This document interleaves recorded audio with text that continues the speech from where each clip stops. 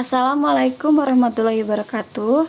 Pada video kali ini kita akan belajar mengenai menentukan titik-titik stasioner dan nilai maksimum minimum dari fungsi trigonometri. Caranya itu sama seperti cara menghitung titik-titik stasioner dari fungsi aljabar. Jadi langkah ke satunya, karena kita menggunakan uji turun pertama, turunkan dulu fungsi trigonometrinya. Jadi fx sama dengan sin 2x. Cari f aksen x-nya, maka turunkan dulu fungsi yang ada di belakang sin. 2x, turunan dari 2x adalah 2. Tulis di depan 2. Nah, ini 2. Terus turunan dari sin adalah cos. Karena ini sin 2x, maka turunannya cos 2x. Jadi 2 kali cos 2x sama dengan 2 cos 2x. Nah, itu turunan pertamanya. Kemudian, nah, syarat titik stasioner adalah f aksen x sama dengan 0. Sehingga karena tadi f aksen x-nya adalah 2 cos 2x, maka persamaannya itu menjadi 2 cos 2x sama dengan 0.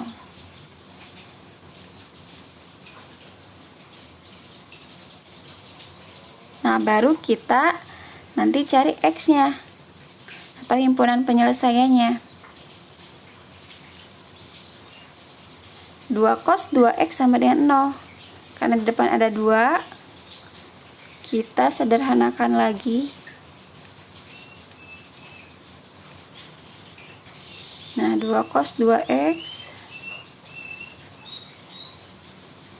rubah ke dalam bentuk cos 2x supaya mudah untuk mencari x-nya. Cos 2x itu sama dengan 0 dibagi 2.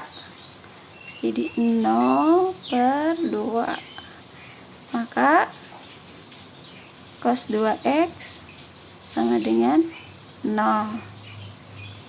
Diperoleh persamaan yang lebih sederhana. Hasilnya jadi cos 2x sama dengan 0. Cos berapa yang bernilai 0? Nah, cos yang bernilai 0 adalah cos 90. Jadi buat persamaan baru,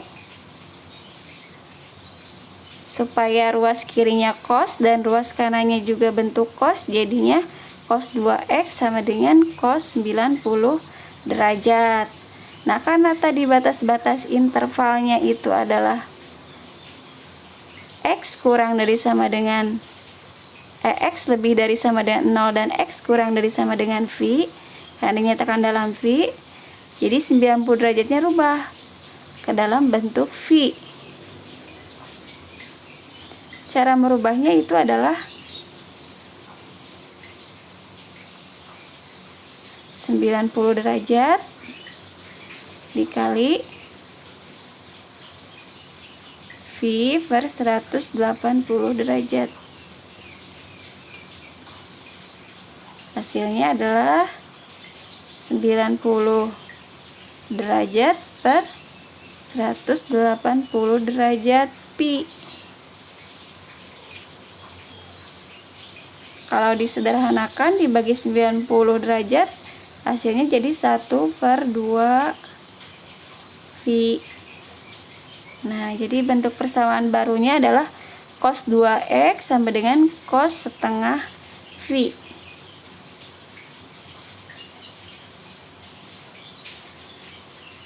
Untuk menyelesaikan persamaan yang berbentuk cos, di kelas 11 sudah dipelajari. Ingat-ingat lagi rumus untuk menghitung penyelesaian persamaan trigonometri yang bentuknya cos. Ada 2 di sini. X sama dengan theta ditambah K kali 2pi, atau X sama dengan negatif theta ditambah K kali 2v. Jadi kita bisa menghitung X dengan rumus yang tadi. Nah, tadi sudah ada persamaan cos 2x sama dengan cos setengah pi. Persamaannya itu nanti kita hitung untuk mencari x-nya bisa menggunakan dua rumus untuk cos. Yang pertama itu rumus x sama dengan yang sebelah kiri x sama dengan theta ditambah k kali 2 phi.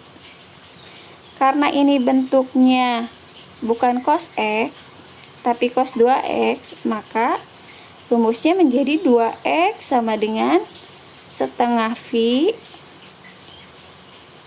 Karena tadi setengah phi, jadi tetanya ganti menjadi setengah phi ditambah k dikali 2 pi. Nah, supaya bentuknya tidak 2x, supaya bisa nanti diperoleh x-nya, maka jadi x sama dengan yang tadinya setengah pi, karena dibagi 2, setengah pi bagi 2 sama dengan 1/4 pi. Ditambah, tadinya kan k kali 2 phi. Kemudian dibagi 2, karena tadi 2x, k kali 2 phi dibagi 2, jadi tinggal k kali phi. Jadi rumus barunya adalah x sama dengan 1/4 pi ditambah k kali pi. Kemudian untuk rumus yang kanan, rumus asalnya itu kan x sama dengan negatif theta ditambah k kali 2 pi. Karena tadi persamaannya itu pada soal ini cos 2x, jadinya rumus persamaannya 2x sama dengan negatif setengah phi. Karena negatif theta kan diganti jadi setengah phi, maka negatif setengah phi ditambah k kali 2 phi. Kemudian rubah ke dalam bentuk x, jadi x sama dengan negatif setengah phi bagi 2. Negatif setengah phi bagi 2 ini. Yang depan jadi negatif 1/4 pi. Nah, k kali 2 phi. 2 bagi 2 jadi tinggal 1 phi. Jadi k kali pi. Jadi persamaan barunya adalah x sama dengan negatif 1/4 pi ditambah k kali phi. Nah, substitusikan sembarang k. Nanti ke rumus pertama dulu. Dimulai dari 0, 1, 2 sampai dengan seterusnya.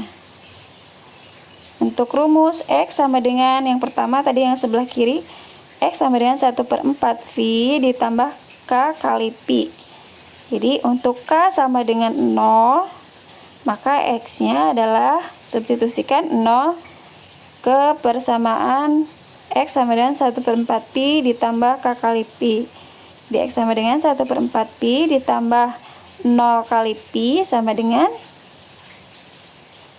1/4 pi ditambah 0, maka hasilnya adalah 1/4 pi.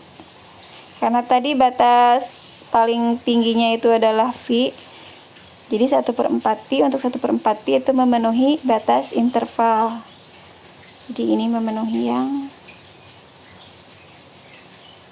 ini memenuhi checklist. Terus yang kedua, untuk k sama dengan 1, kita substitusi ke rumusnya. Jadi x sama dengan 1/4 pi ditambah k-nya ganti oleh 1 tambah 1 kali pi. Jadi x sama dengan 1/4 pi ditambah pi. Pi itu kan berarti kalau 1 koefisiennya jadi 4/4. Jadi 1/4 pi ditambah 4/4 pi. Hasilnya sama dengan 5/4 pi. 5/4 pi memenuhi atau tidak? Karena 5/4 pi itu berarti lebih dari pi, lebih dari 1 pi, maka tidak memenuhi. Untuk soal yang ini tidak memenuhi. Kalau sudah tidak memenuhi, kita pindah ke persamaan yang kedua. Yang x sama dengan negatif 1/4 pi ditambah k kali pi. Kita substitusi sembarang k. Untuk k sama dengan 0, Maka X sama dengan negatif 1/4 pi ditambah 0 ya, diganti. K-nya ganti oleh 0, 0 kali pi. Jadi tinggal min 1/4 pi ditambah 0 sama dengan negatif 1/4 pi. Karena tadi batasnya itu adalah 0 kurang dari sama dengan X kurang dari sama dengan V, atau 0 lebih dari sama dengan X lebih dari sama dengan 0 dan X kurang dari sama dengan V, maka untuk negatif 1/4 pi itu tidak memenuhi karena lebih kecil dari 0 derajat. Nah, kemudian coba untuk K-nya sama dengan 1. K sama dengan 1, maka X substitusikan K-nya tadi ke X. Persamaan X sama dengan min 1/4 pi ditambah K kali pi. Ganti K-nya dengan 1. Jadinya X sama dengan negatif 1/4 pi ditambah 1 kali pi.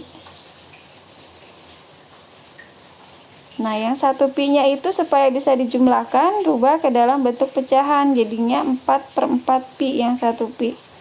Jadi negatif 1/4 pi ditambah 4/4 pi sama dengan negatif 1 tambah 4 sama dengan 3. Jadi hasilnya adalah 3/4 pi. 3/4 pi itu kurang dari pi. Kurang dari 1 pi. 1 pi itu kan 4/4. Berarti masih masuk ke dalam interval. Jadi 3/4 pi itu memenuhi. Nah, ini memenuhi. Terus untuk K sama dengan 2.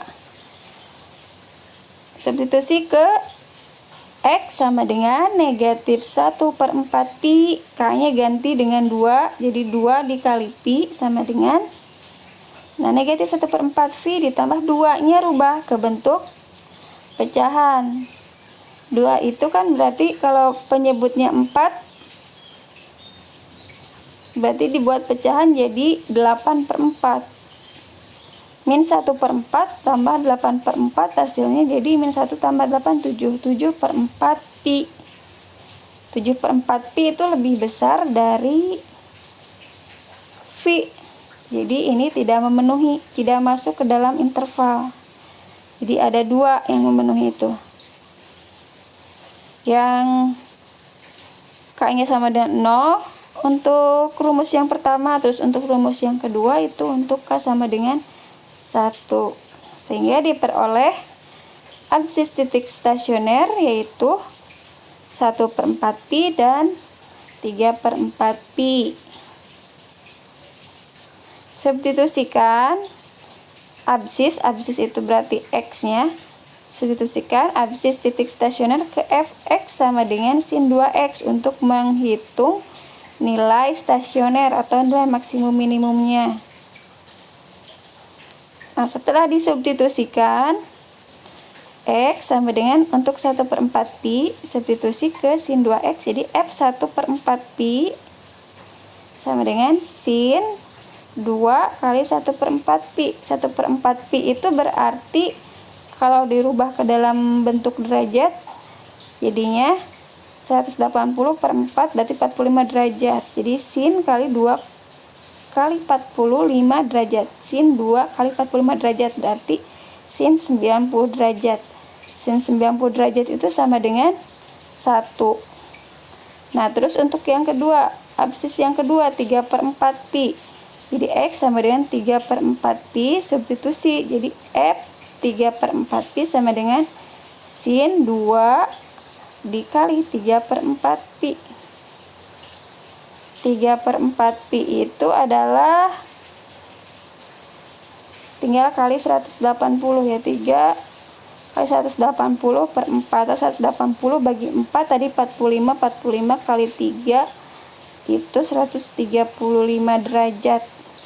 Jadi sin 2 kali 135 derajat berarti sin 270 derajat. Sin 270 derajat itu sama dengan negatif 1.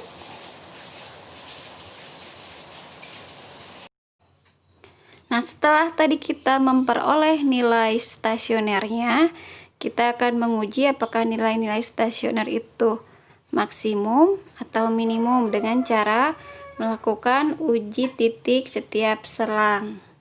Jadi kita akan mensubstitusikan sembarang X ke F aksen X. F aksen X-nya itu adalah sama dengan 2 cos 2X.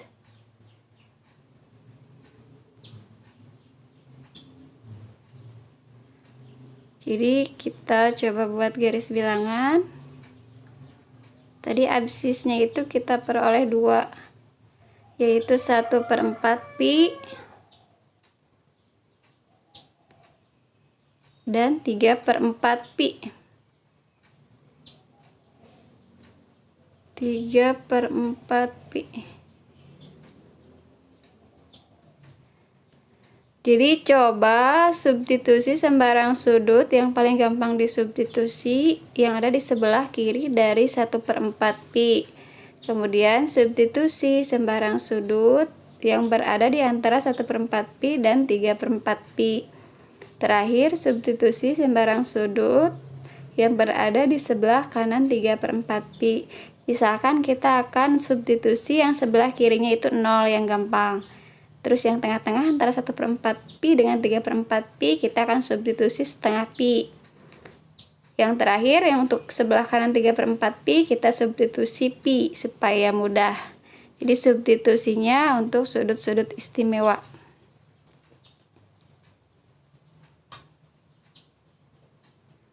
Nah, untuk X sama dengan 0 kita substitusikan ke 2 cos 2X. Jadi 2 cos 2 kali 0, 2 kali 0 itu 0, cos 0 berarti 1, jadi 2 kali 1 itu hasilnya adalah positif 2, jadi F aksen X lebih dari 0. Maka daerah di sebelah kiri dari 1/4 pi adalah positif. Jadi nanti gambar kurvanya itu akan naik untuk daerah sebelah kiri dari 1/4 pi. Kemudian untuk sudut antara 1/4 pi dengan 3/4 pi kita substitusi 1/2 pi ke 2 cos 2X. Jadi 2 cos 2 kali setengah pi sama dengan 2 cos phi. Cos phi itu adalah cos 180 derajat negatif 1, berarti 2 kali negatif 1 sama dengan negatif 2. Jadi F aksen X-nya itu bernilai negatif. Untuk daerah antara 1/4 pi dengan 3/4 pi. Yang terakhir, daerah sebelah kanan dari 3/4 pi kita akan substitusi X sama dengan pi ke 2 cos 2X. Berarti 2 cos 2 kali pi. 2 kali pi itu 360 derajat. Cos 360 derajat itu sama dengan 1. Jadi 2 kali 1 sama dengan 2. Jadi F aksen P-nya itu sama dengan 2. Bernilai positif.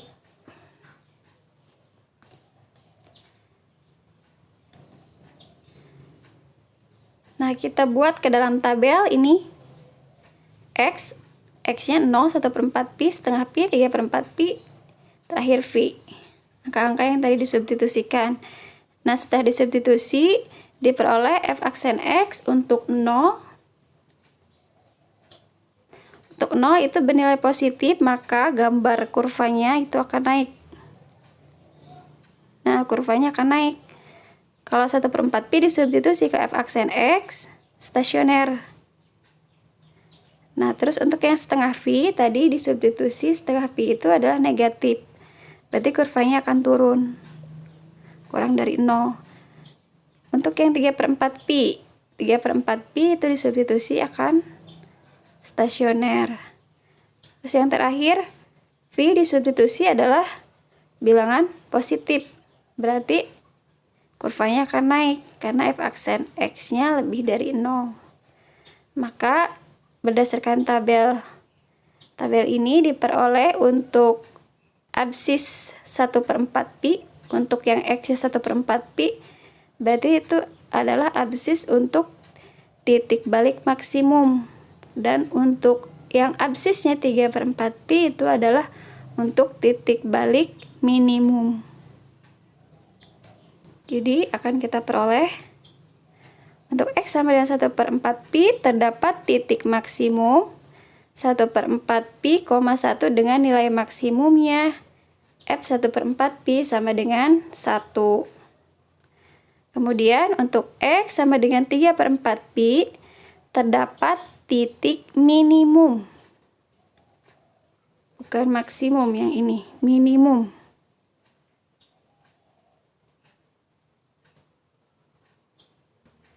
Titik minimum 3/4 pi, negatif 1.